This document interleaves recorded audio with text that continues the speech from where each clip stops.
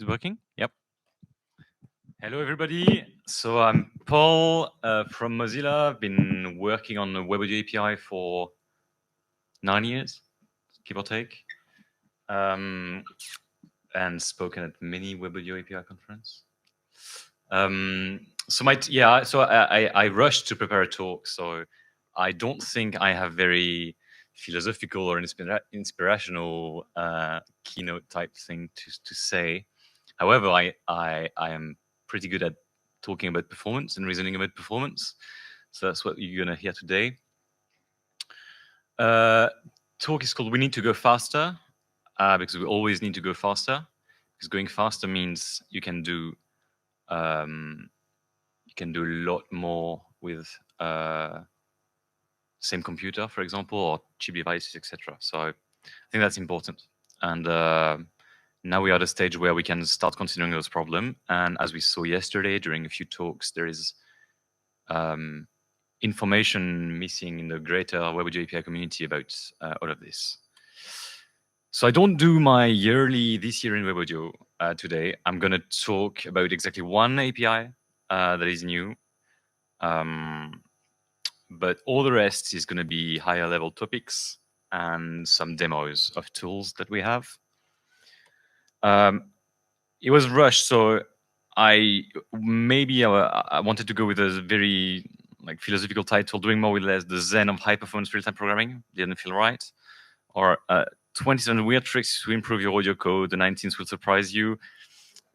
Didn't like the tone, so I ended up going with something shorter, let's say. So let's get started. Real-time audio programming is demanding to the programmer and to the machine, right? If you've done it, you know it's hard. You have to care about lots of things, lots of details, and the machine is literally sweating when it's rendering your audio. It needs to do things extremely fast, exactly when it's needed, no delays, no nothing. And if there is any error, then a human that hears the music will sound jarring. It will a click, a pop, a pause. You don't want that, right? It's low level. There's lots of maths often. Latencies are increasingly small in devices that we have, so it's even harder. Now on the web, you know nothing. You don't know what computer the user has, or even if it's a computer at all. Maybe it's a 10-year-old Android device. You don't know that. I listed a bunch of reasons, a bunch of things to consider when attempting to reason about what your code could do. It's a lot. All those items in a big list will have consequences on how you can write your code and how well it will perform in the field, like in real life, in the hands of the user. So now we have the problem statement. We have lots of unknowns. We don't know anything. But real-time audio programming, by essence, is about determinism, right? So essentially, we're going to have a hard time. So the thing is, a web browser or a digital audio workstation, etc., also had the same problems. Digital audio workstation can often ask their user to configure things in a certain way, whereas in web browsers, we don't really. If it doesn't work, the person will switch to another one or just say it's broken and the web is not ready for audio or whatever. But we have a few tricks. We have a few tricks that we've amassed over the years, and I'm going to try in this presentation to kind of bring some things I did over the years to make the code in Firefox and other software very fast and very safe for real time to the web, so that people that want to deploy their audio programs to the web, it will be as fast and reliable, resilient as possible on any machine, whether it is a phone super powerful computer, old computer, Windows, Linux, Mac OS, whatever, right? So this is what we have at the beginning. Dog slow code, so it performs very slowly. Maybe it's written in JavaScript. Maybe it's not even using typed arrays. Maybe the maths are not optimal.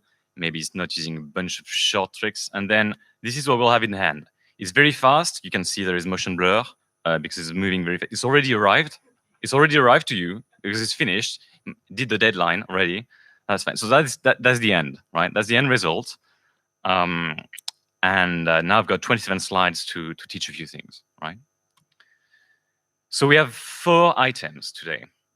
We need to care about the CPU. We need to understand what the CPU likes, and then we need to mangle our code or our software so that the CPU really like what we're giving it. And then the CPU, when you do that, it's just going to be immediately a lot better and a lot faster.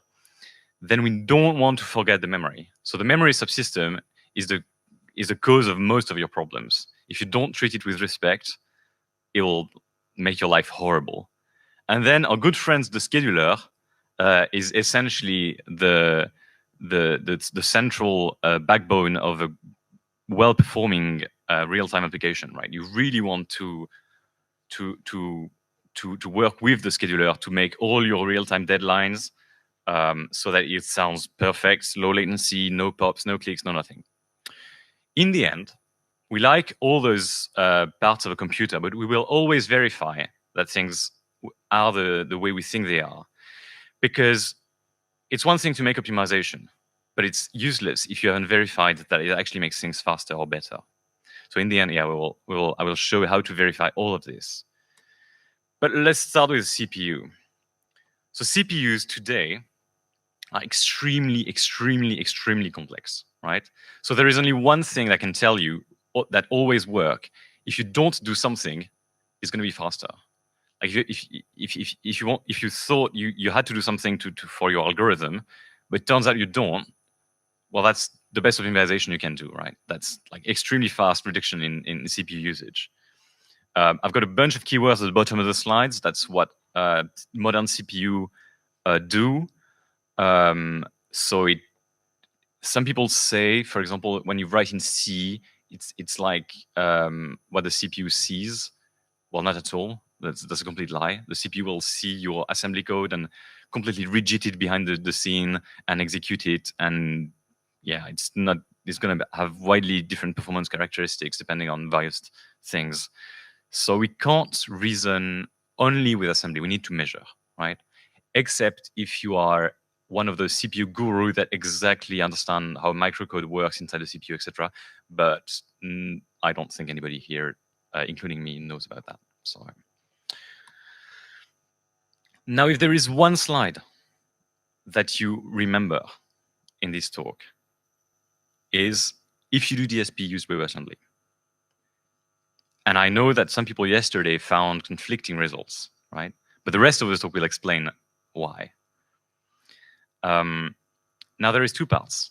Implement using WebAssembly and then minimize JS to WASM round trips. JS to WASM round trips. So I'm going to publish the slides. There is a bunch of links, but we won't visit them all today. So JS to WebAssembly calls are extremely fast. They are a lot faster in Firefox than in Chrome, but they're catching up. The problem also with JS to WASM round trips is that you have to copy memory. If you copy memory, that it means you have less CPU cache utilization. You just spend some time copying memory in the first place. Bunch of issues. So at the design stage, when you haven't written a single line of code, think about how you can organize your DSP code to minimize JS to WASM round trips. Why not JavaScript? For starters, and that might be the only personal thing here, I think C++ or Rust or C is a lot more ergonomic to write DSP, right?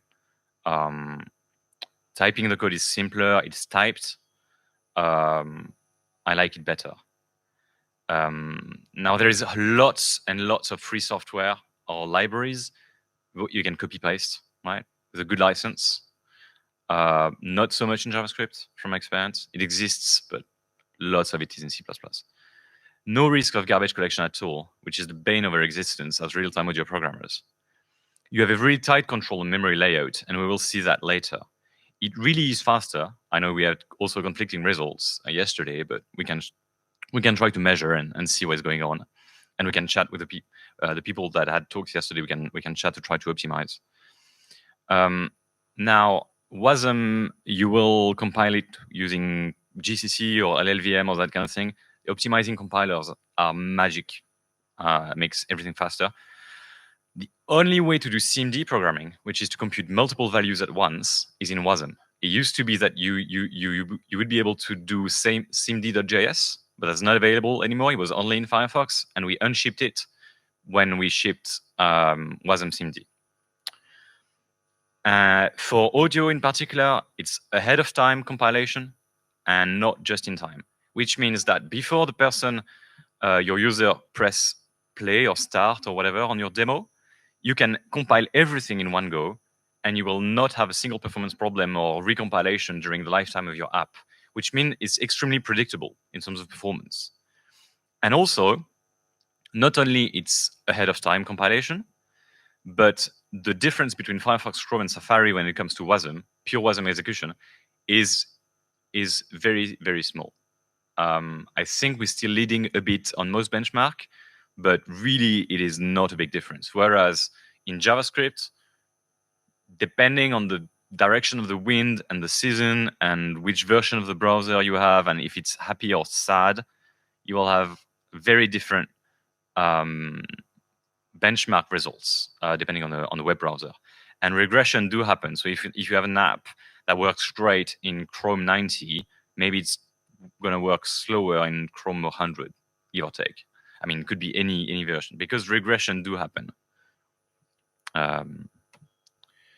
Now, if we take for granted that we're writing WASM, the nice things that will happen in the future, but not so quite, relax SIMD, you can do one-cycled multiply and add to compute your filters, for example.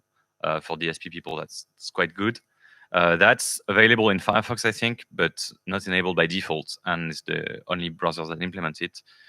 Shared WASM memory, meaning you can do zero-copy communication between WASM and JavaScript, for example, or between multiple, between the main thread and the worklet, etc. So that's also very nice. And then for the people writing big programs, such as DAWs and that kind of thing, where you cannot really assume what's going on, people can load lots and lots of plugins. You will have to have WASM 64 to have very big heaps, more than 4 gigabytes of RAM. So that's recent, that's coming. I think WASM 64 is available now. Shared WASM memory, it might be only in Firefox. It's coming to Chrome, or maybe it got released. Relax SIMD, really cool for us, math people. It's the equivalent of -F fast maths on GCC and Clang. So yeah, it's nice. It's quite cool. Now there is a common thing in audio that comes from a long time ago, where we used to cache lots of things in tables, like for example sine or logarithm or whatever. That's not always faster these days, right? And we will touch in that in a few slides. So you need to measure. If that's the thing of this talk, you need to measure. Don't take anything for granted. CPUs are extremely fast, but memory is a lot less fast. So sometimes it's better to recompute even something that looks complex instead of storing it in an array. But it always depends. It also can depend on the actual computer, which on the web you can't detect, right? Part of the problem. Cheating is okay, that's fine. We are not in high school anymore. So as long as in the end it sounds the same, you can cheat. You call that an optimization. How much resolution or precision do you need in your algorithm? Probably not a lot. It needs to sound all right. That's about it. Can you do a hybrid lookup table and interpolation? Can you have a very small table and interpolate between instead of recomputing very complex function? What's the input domain of your trigger function? It's probably minus pi to pi or minus 2 pi to 2 pi. I can show you this, for example. This is sinus x in black, and this weird formula in green is almost the same, right? By ear, I don't think you could notice it. Oops. What? Broke it.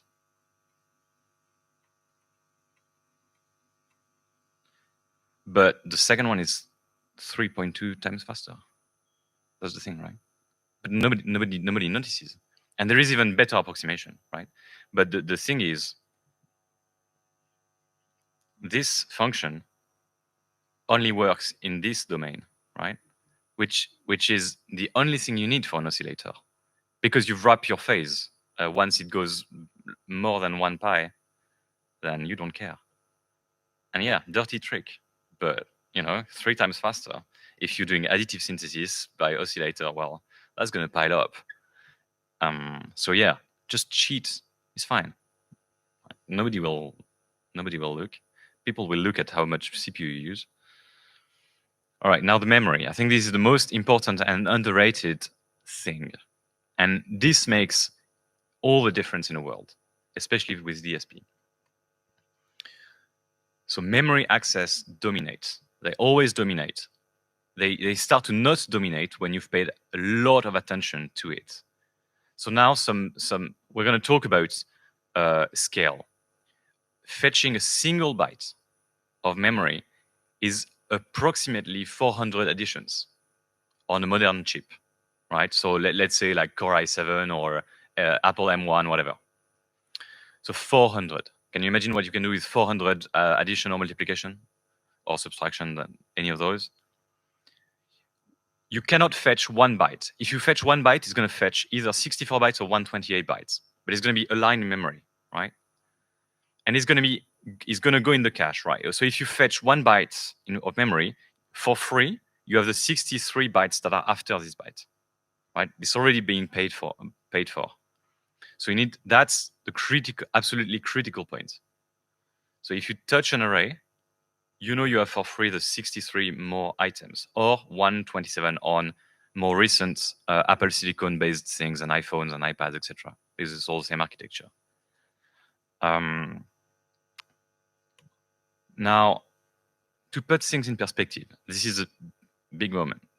One addition, 0.3 nanosecond, give or take, right? This is scale. If we scale it to 1 second, then an L1 cache access, we have 64 kilobytes of it on most chips, is 2 seconds. That's fine, right? That's common case, very common case. L2 cache access, when your data doesn't fit into L1 cache, is 9 seconds. So you think in life, it means like going to a kitchen and coming back to your office, give or take, right? L3 cache access, 16 megabytes, shared across all cores of your machine, 43 seconds. Probably something like taking out the bin or something. Main memory access, fetching a single byte of memory, 6 minutes. To put things in perspective, right? So take care about how you access memory. That's going to be the most important thing you can do. Now, we won't watch it now, but there is an absolutely remarkable talk about by Admiral Grace Hopper, which is the person that invented the first compiler, right? So like pretty legit. That explains what a nanosecond means. A nanosecond is the speed of light in about this big, right? So from here to here, the speed of light's about 1 nanosecond. And then you will check the talk, because she speaks about what it means a microsecond, and that's pretty funny. But yeah, it's really big. So main memory access, 6 minutes scaled. So it's super, super, super, super long. Now, as I said, things that should be that are used close in time to each other should be close in memory together. so that you don't waste cache space. So, I mean, I put a few examples: filter coefficients, any algorithm state, really, like the pointer in the pointer on a buffer that you are playing out. Are you organizing your audio data in planars, meaning each buffer of each channel has its own buffer, or are channels interleaved together? So left, right, left, right, left, right, left, right. If your algorithm does any kind of spatialization where it needs to access the left and right channel together to make some computation, it may be preferable to do interleaved, right? It really depends on the app. No good answer. It really depends. In the end, everything is memory on a computer. You look at your program, and everything you see is going to be memory accesses everywhere. So you really want to reason about all of this. Now, the one thing about audio programming is that you really want to work with the computer. So you want to do very simple thing. Arrays. Arrays is enough. Just arrays, just a bunch of arrays, indexes, arrays, small variables. That's it. Right? Nothing complicated, no crazy hash table like split tree or whatever. Those are full of pointers. Not good with caches very often. Not always, but very often. That's why I have the second line up here. And yeah, really, in the end, I think it was one of the originator of Unix that says fancy algorithms are slow when n is small, and n is very often small. So yeah, there you go.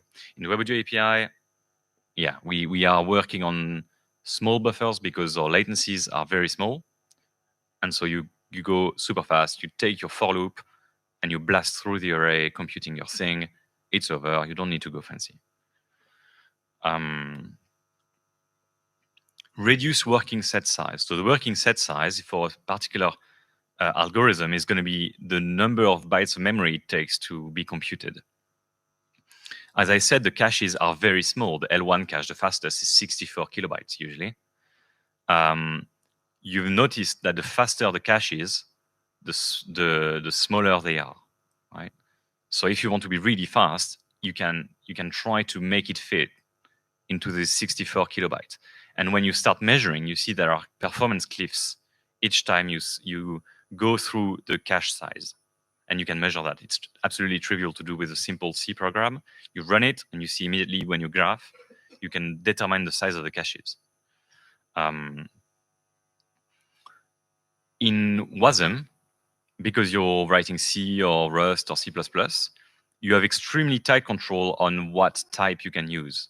So it can matter to use uint8 or uint16 instead of uint64, because you can pack everything super tightly and maximize cache utilization. So again, a link that can teach you everything about it that I like. Now there is a thing, because we in audio, we often have very big audio assets, so we make copies. So a good rule of thumb, you can keep that in your mind. DDR4, which is soon to be replaced, but not quite, by DDR5, is about 1 millisecond per megabyte of memory of copy, right? So if you're streaming audio, it takes 1 millisecond to copy memory. If you're dealing with big sample banks, like an orchestra, piano, whatever, you're going to copy a lot of memory, and this becomes significant. On those modern Apple machines that are not everywhere, it's a lot faster. But you can't really count on it, because again, you don't know what your code is running on, right? So you can play with it. It's really impressive. But when you copy memory, it's going to go through the cache, right? So it's going to trash everything. All your nicely laid out cache and packed structure are going to be evicted from the cache, and you're going to have to refetch the memory again. So you really want to do memory copies before everything or after everything, certainly not in the middle of computing your algorithm, right? And very often you don't have to copy large arrays in one go in audio programming, because we are really temporal based. We care about a moment in time that we need to render. We don't care about what's coming on in 1 minute very often. So can you figure out a scheme to stream your memory to the CPU, or maybe to stagger the loads, so do it little by little instead of making a big copy? And one thing that people don't care about enough is that if you do fancy graphics, and we like fancy graphic, honestly, very often the graphics processor uses the same memory as the CPU. And so if you're doing very intensive graphics, your CPU memory fetches will be super slow. And that's reasonably hard to diagnose. And if you want fancy graphics, then there is no other way, right? You need, the GPU will need to use some memory, and it will twice your computation, and that's annoying. And again, it's better with a dedicated GPU, but you can't really count on it, except maybe if you do an installation or something, but that's special cases, really. I want to stress this. If you do heavy memory operation, everything else is slowed down. You might be on a real-time thread perfectly without any locks or anything slow, but if another thread is doing a big copy in the same machine and you're trying to fetch your little audio buffers in your real-time thread, it's going to be slow because the memory bus is shared. And yeah, real-time, no real-time, high priority, low priority, doesn't matter. It slows you down. So yeah, pay attention to that. Try to reason about the whole system.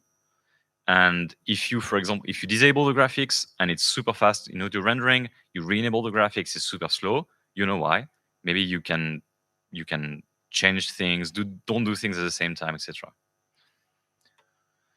Now the scheduler is really, really important part. For us, is probably the most important part to have a solid performing WebAudio API application. Even if it's not particularly complex, if you screw up the scheduler, even a simple computation will start glitching and the audience will not like it at all. So as I was implying, it doesn't matter if it's fast or slow. We like fast things because it means we can do more things and we use less CPU and less battery power or less watts. What we care about is that it's finished on time. Right? That's what we care about. Before the deadline. The deadline is imposed by the system. You have no control in it. Yeah. So communication. We all know post message from the main thread to the worklet, right? It's best to not touch it. It's sad, but it's the way it is, right? To solve all your problems for free, I've written this JavaScript library that some people here have contributed to, which is a nice ring buffer that doesn't allocate, doesn't lock, doesn't do anything, but let you communicate between the AudioWorklet and the main thread or the worker. It's an NPM. It's got a bunch of tests, etc. It's got a nice little demo site with a bunch of examples, etc. The code is readable. And the only thing you need to start using it, npm install on your project and set a couple HTTP headers so that SharedArrayBuffer is available. If you want to know more, got a big blog post about it. And this is the kind of speed up you can get for free, right? So this is, for example, on Chrome, post message versus SharedArrayBuffer, higher is better. It's like insane speed ups if you don't use post message. But we will check what happens with post message in a few moments. So that's communication for you. That's absolutely critical. Absolutely critical. More so than memory, I think, more so than maximizing CPU usage. That's why it's at the end. What to avoid? For now, we have to write JavaScript when we do AudioWorklet. It will change in the future. Sometime soonish, you'll be able to just write C++ and just load it into an AudioWorklet global scope and it will work, but we're not there yet. So try to keep everything simple. No garbage collection, just simple for loops, array copies. You can use the ring buffer if you want. read the articles, etc. that explain to you a bunch of nasty things that JavaScript can do behind your back. For example, it's a lot better to have 2 variables than an object that contains 2 variables. It looks the same, but it's not the same at all in terms of what the engine does. And then some interesting and very small benchmark. It's computing. We're gonna check. We're gonna wait for that. Oh, it's very slow. Anyway, we can check that later. Don't drop references. It's better to keep a reference to an object and not null it than to null it and then have the risk of a garbage collection coming in and interrupting your audio, right? It's fine. Most of the time, you can reuse objects. That's also fine. Modern garbage collectors are extremely good, really, really good. I tried to stress it on the audio with the AudioWorklet in Firefox, and you can go pretty far with garbage collection happening, but in the end, it will always glitch, especially if your performance is quite long, because it's statistical, right? Now, sometimes you can give yourself some breathing room by increasing the latency of the audio context. If you increase the latency, it means that the web browser will render lots more audio in one go, taking opportunity to keep the caches very hot, so everything becomes a lot faster. It's non-linear, but it's a very, very nice speed up. Here, I've got 2 examples. That's in Chrome Canary on this particular machine. If I request playback type latency, is going to be 72 milliseconds of output latency, which is perfectly acceptable for lots of applications. If I request interactive, it's going to be 32, right? So it's a lot better. And sometimes you really want the 32 if you're doing music type stuff or a game, but sometimes you really don't care. You really don't care. So give yourself some breathing room. It's one line. It's one line of code. Now we're gonna check. That's the eye candy part of the talk. How to measure everything in a web browser, right? First, my motto: you can't say you've optimized if you haven't measured. Right? That's what I say constantly at work.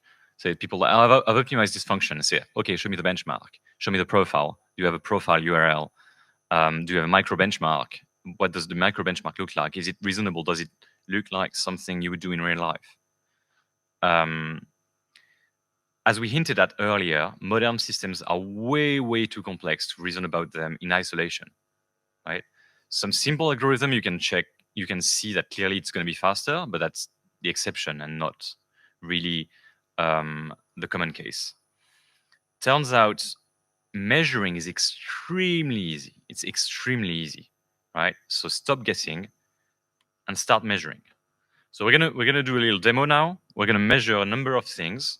So I'm gonna use a web app written by Ableton developer Jacques Schedler. Whoops. Which one is it? So it's doing char plus strong synthesis in either JavaScript or WASM, and it's simulating a large number of strings and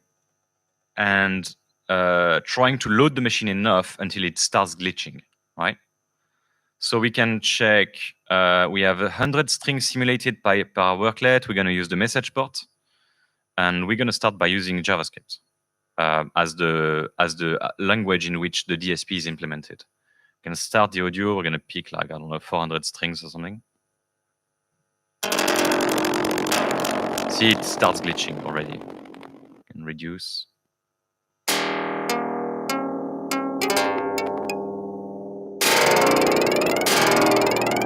Okay, I think that sounds all right. So 200 message port JavaScript. Now, watch, because it's not going to take very long. How do you profile things in Firefox? New tab, profiler.firefox.com, enter. Click here, new thing appears. Go on your page, go here, media, start audio, do something. Okay, that's enough. Stop profiling. Up. I'm gonna close the tab. It was hard, huh?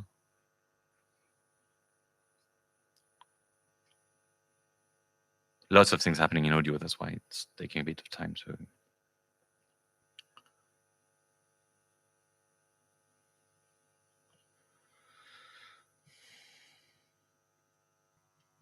The markers chart, right? Now I've got some interesting things that I can show you.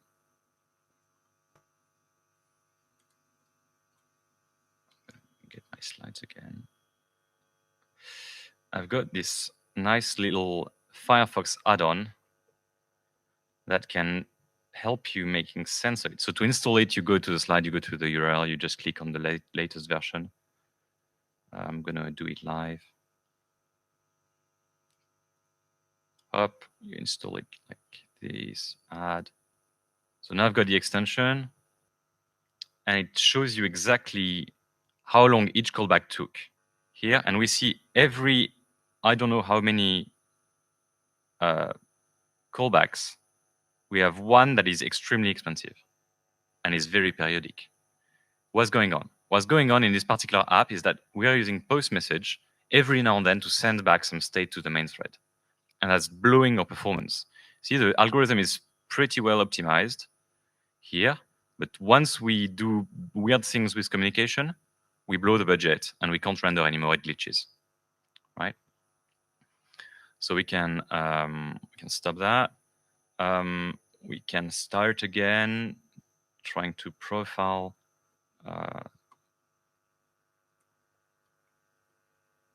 another thing. So if we use SharedArrayBuffer, still JavaScript, lots of things still. Start audio, gonna start profiling. See, it sounds a lot better. Finish the profile. Hop. Done. We're going to look into the same graph again. Marker charts.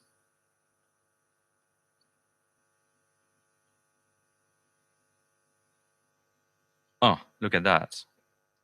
Oh, like super flat, right? We have, it's almost always, except here, I don't know what happened. Almost below the deadline, we have rendering a lot more strings. It's super flat. So this is what a good audio workload looks like. It's like almost always constant, regardless of what you're doing. And it's rendering a lot, right? So we can see when we send back the data to the main thread, we still see little spikes, but they are not very problematic at this point. Right? So look for this. Now, just for kicks and giggles, we can do WebAssembly, that kind of thing.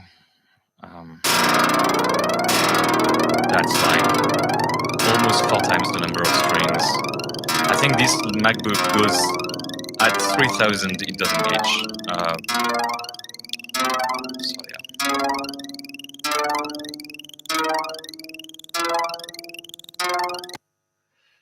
So with WASM, it's a lot better.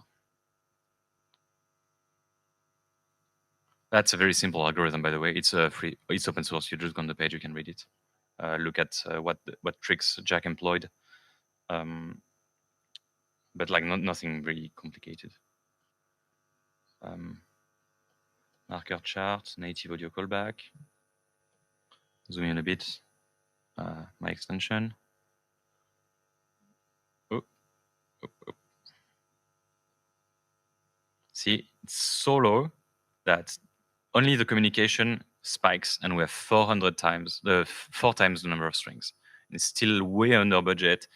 It's lower than 4 times less strings in JavaScript, right?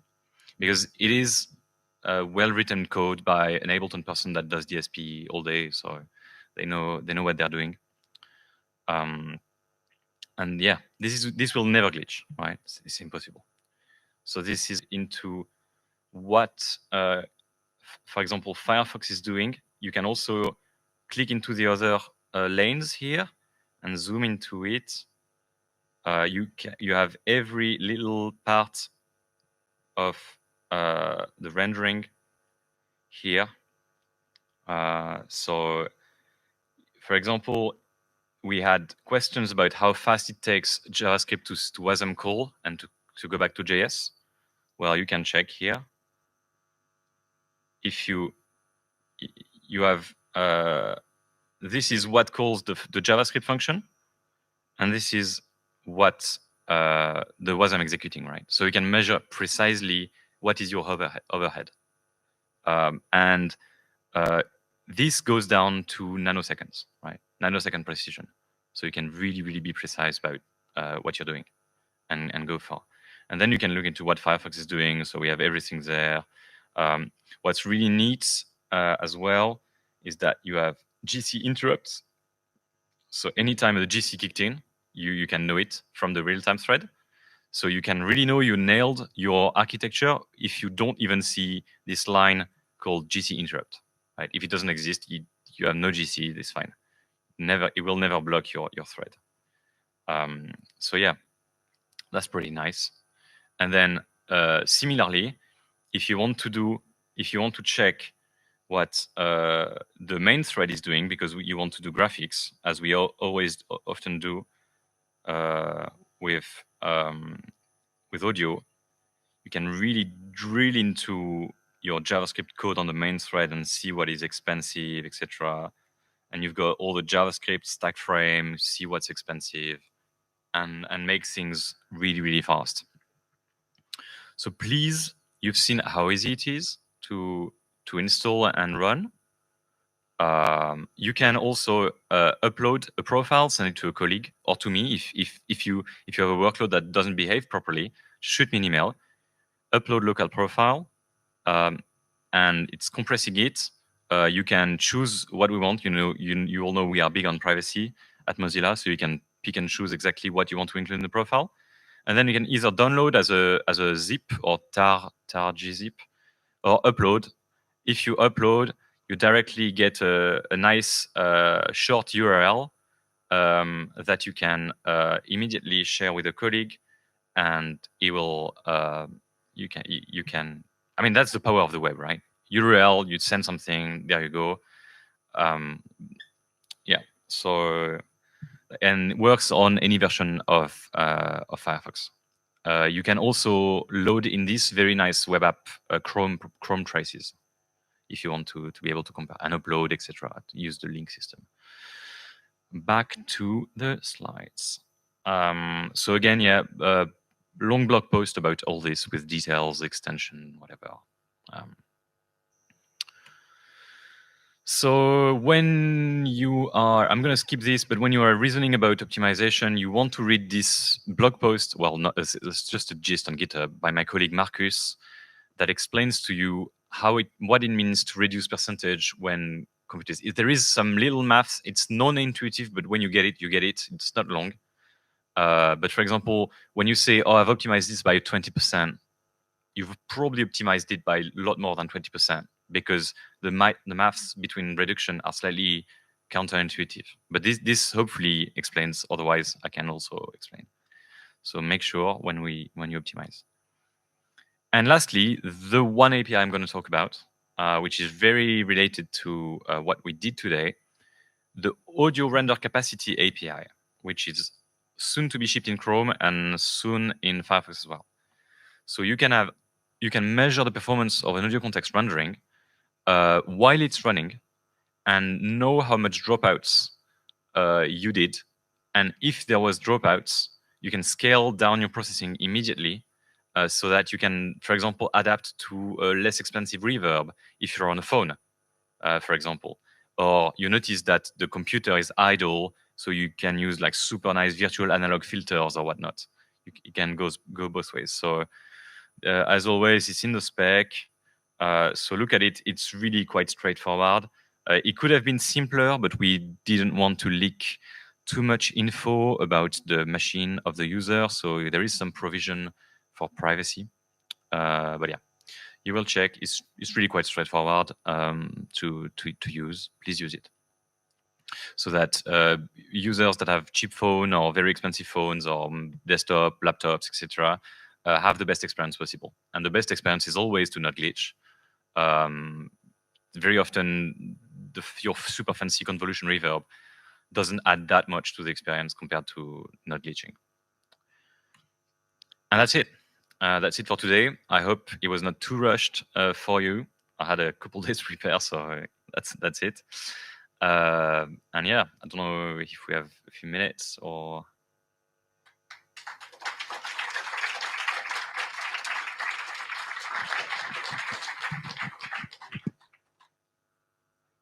Thanks a lot, Paul.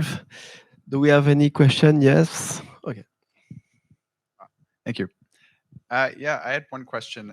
You had a slide about JavaScript glue code. Yep. And how for now it's still sort of a necessary evil, but soon you'll be able to load your compiled C++ directly into an AudioWorklet. So I'm just curious, what is the remaining work there to be done, and what will that look like? Does that involve like the WASI or? So generally, is to be able to expose a module in WASM, a module in the ECMAScript sense. It also we need a bit of specification so that the audio buffers that the worklet passes to you are directly from the WASM heap, so you don't do copies. And yeah, that's it essentially. Okay. And also go from a class-based interface to a function-based interface, because WASM really likes functions and doesn't really understand about classes. So that's it. I assume it will be also useful for people that really prefer function style and not object style. But yeah, it's going to really help for WASM, the WASM story. Yeah, I'm looking forward to that. Thank you.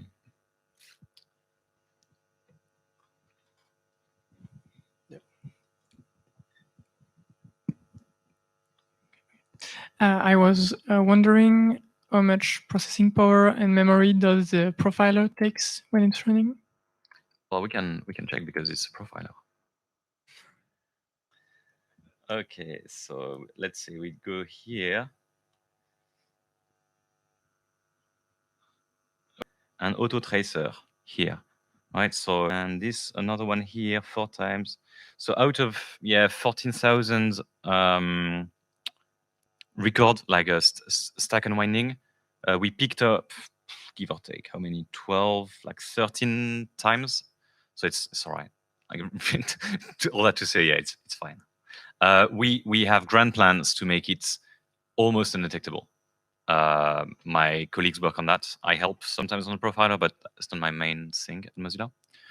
But yeah, it's really, really quite good.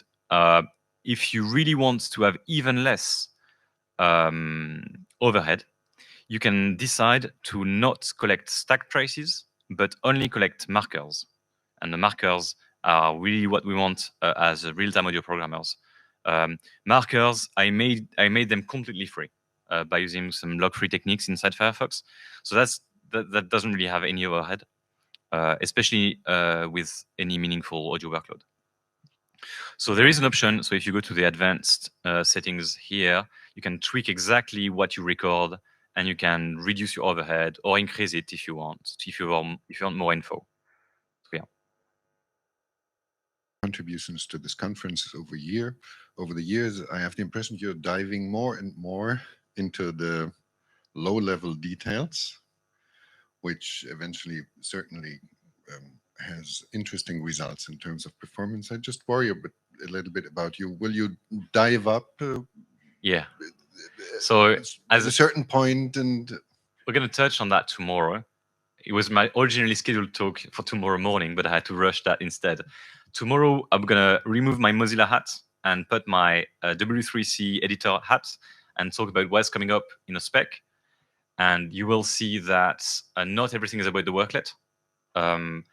And I will show exactly the scheduling we have and the priorities we have at the working group. It's all well labeled, hopefully readable. I mean, that's still spec lingo, etc. But so yeah, not everything's about the worklet.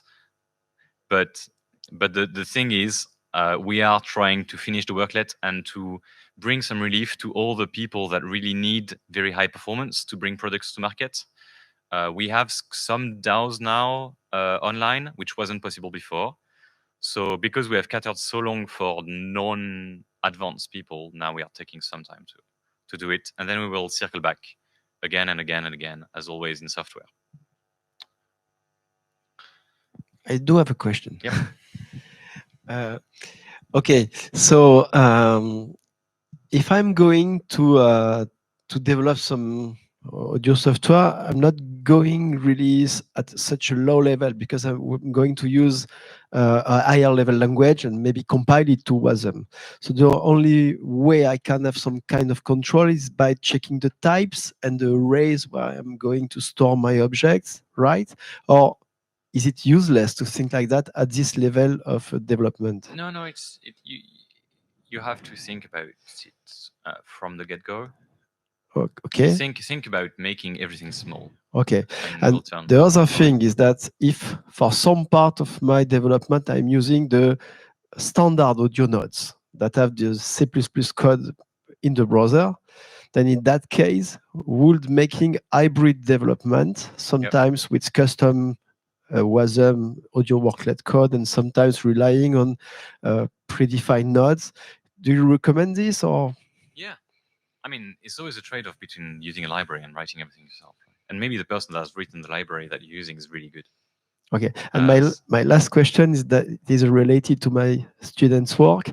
You said don't release references, don't remove references. But in that, well, you saw the demo yesterday where we had a plugin that was loading plugins, and sometimes we remove the plugins, of course, but the sound is always being processed. Yeah. So I asked my student, be sure to unload properly the plugins. Yeah, I mean, it's a trade-off. It's a trade-off. Sometimes that's what you want to do, but you want maybe to stagger them. So only do per render quantum, you want to unload one.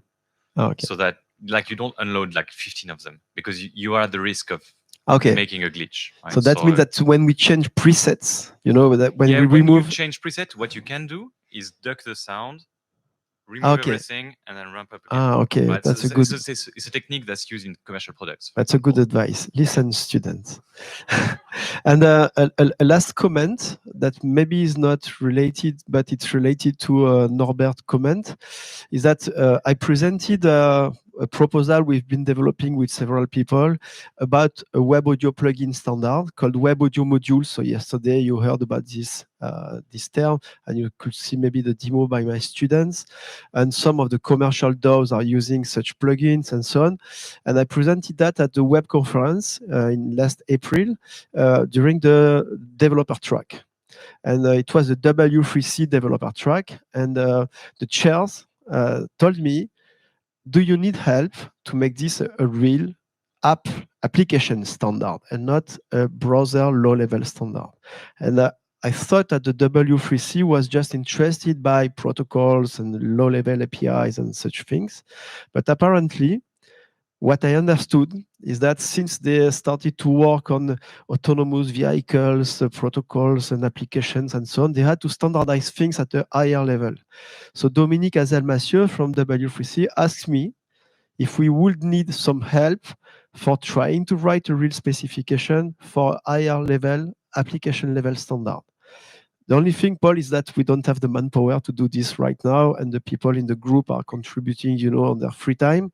And this is really a work that needs some expertise. You know it. You are the editor of the spec, and you know the work it represents.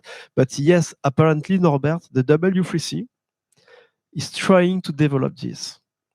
But so far, we don't have many examples, I think, of such standards. Yeah, it's not very common, but we could, Yeah. So that was my closing comment. I like standards. It's very nice. Okay. So thanks a lot, Paul, for... by the way, will you share your slide? Yes, but GitHub has a problem. I can't create a repo. Okay. So the URL is going to be this. Okay. Or send it to me, and I will add it to the program of the conference, or you tweet it, or anyway. Yeah. Okay. Thanks a lot. So we will now start. Okay. Yes.